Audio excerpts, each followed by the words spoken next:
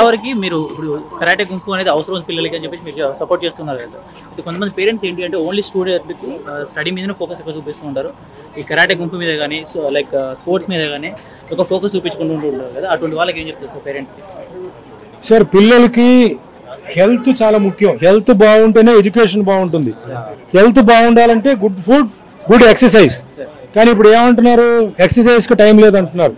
ఇది ఇంకో సబ్జెక్టు. పిల్లలు బయటికి వెళ్తే వాళ్ళకి పాకెట్ మనీ ఇస్తున్నారు. ఈ పాకెట్ మనీ దొంగలించుకోవడానికి దొంగలు ఉన్నారు, తీసేస్తున్నారు. పిల్లలు ఏం చేయలేకపోతున్నారు. అలాగే చిన్న చిన్న పిల్లలు ఆర్నమెంట్స్, చైన్, ఇయర్ రింగ్స్ పెట్టుకుంటే తీసేస్తున్నారు. సరే ఇది పక్కన పెట్టండి, మరి పిల్లల్ని రేప్ చేస్తున్నారు. మరి అప్పుడు దాకా మీరు ఆగుతారా? మీ పక్క ఇంట్లో ఎదురింట్లో జరిగింది, వెనకింట్లో జరిగింది, మాకు అనవసరం.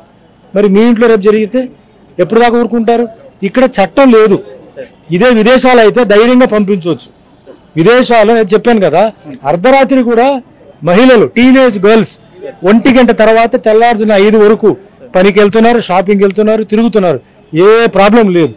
ఇక్కడ ఇండియాలో పగల్లోనే ప్రాబ్లం ఉందండి. ఏం చేయమంటారు?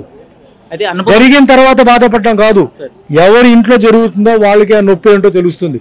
కానీ జరిగిన మనిషికే తెలుస్తుంది ఆ నొప్పి ఏంటనేది. ఒక మహిళ జీవితం పాడైపోతే తర్వాత అమ్మాయిని ఎవరు పెళ్లి చేసుకుంటారండి? అది చూసుకోవాల్సిన బాధ్యత తల్లిదండ్రులకి. ఒకప్పుడు ఏంటంటే పెయింటింగ్, డాన్సింగ్, ఇంట్లో వంట అవన్నీ ఉంది. అవన్నీ చెప్పండి, స్పోర్ట్స్ పంపండి. స్పోర్ట్స్తో పాటు ఇది చాలా ముఖ్యం అంటున్నాను. ఒక్కసారి లాజిక్గా మాట్లాడుకోవాలి. ఎందుకంటే నేను చాలామంది పిల్లల్ని ఇలా విక్టిమ్ అయిన వాళ్ళని నేను కలిసి ఉన్నాను. ఇంత ఆవేశంగా మాట్లాడుతున్నానంటే పేదవాళ్ళు, మిడిల్ క్లాస్ ఫ్యామిలీ, జరిగిన ప్లేస్ ఏంటంటే అవతల సైడ్ చాలా స్ట్రాంగ్ ఫోర్స్, చెప్పలేని పరిస్థితిలో సిగ్గుతో పాప కుమిలి వాళ్ళు ఉంటే మేము వెళ్ళి ఓదార్చాం. యాక్షన్ తీసుకోలేకపోయాం. బికాస్ అవతల సైడ్ డబ్బు, పొలిటికల్ ఇన్ఫ్లుయెన్స్ ఉంది. కానీ ఒక అమ్మాయి జీవితం పాడైపోయింది కదా, అది మీ ఇంట్లో జరిగితే మీరు ఒప్పుకుంటారా?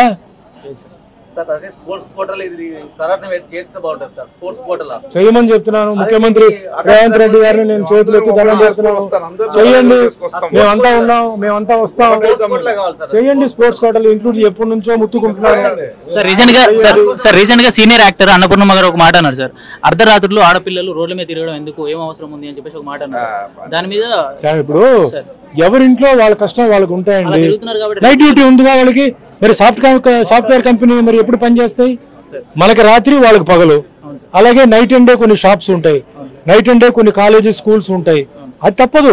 వాళ్ళు వర్క్ వెళ్తున్నారండి, వాళ్ళ ఇంట్లో ఉన్న తల్లి తండ్రులకి వాళ్ళు ఫుడ్ పెడుతున్నారు.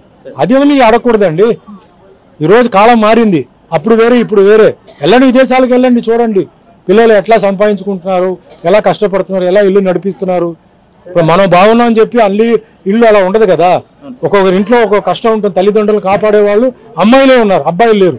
మరి వాళ్ళు వెళ్ళాలిగా, తిరగాలిగా, పని చేయాలిగా. పిచ్చి పిచ్చి బట్టలు వేసుకొని తిరుగుతున్నారు కాబట్టి అది తప్పండి. అది వేరే సబ్జెక్ట్. అది ఇప్పుడు నేను అనేది ఏంటంటే సిన్సియర్గా పనికి వెళ్ళేవాళ్ళు, ఓ షాపింగ్కి వెళ్ళేవాళ్ళు, ఉద్యోగం వెళ్ళే వాళ్ళ గురించి మాట్లాడుతున్నారు.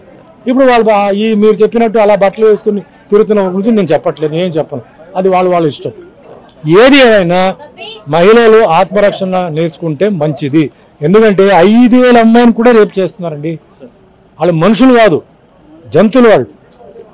వాళ్ళు రేపు చేస్తే దానికి జుర్మానా 5,000, 10,000. ఏంటి శిక్ష? వాడు బెయిల్లో వస్తున్నాడు, మళ్ళీ రేపు చేస్తున్నాడు. ఇది చేయని చూద్దాం. విదేశాల కంట్రీలో జరగదు. మళ్ళీ దానికి లాంగ్ జడ్జిమెంట్. ఈ లోపల వాడు పొలిటికల్ ప్రెషర్ అన్నీ పెట్టేసి సరి చేసుకుంటాడు. ఇవన్నీ మారాలి సార్. ఇవన్నీ మారకపోతేనే ఈ యుద్ధం, గొడవలు ఇవన్నీ జరుగుతున్నాయి. ఇవన్నీ తొందరగా మారితే ఏ ప్రాబ్లం ఉండదు. నమస్తే, నా పేరు రాజు, అందరు కరాటే రాజు అని పిలుస్తారు. 1992 నుండి నేను కరాటే క్లాసెస్ రన్ చేస్తున్నాను దిల్సుఖ్నగర్ న్యూ మోడల్ కాలేజ్లోని. అక్కడ నుండి అసోసియేషన్ 1982 నుండి న్యూ మోడల్ కాలేజీలో రన్ చేస్తున్నాను.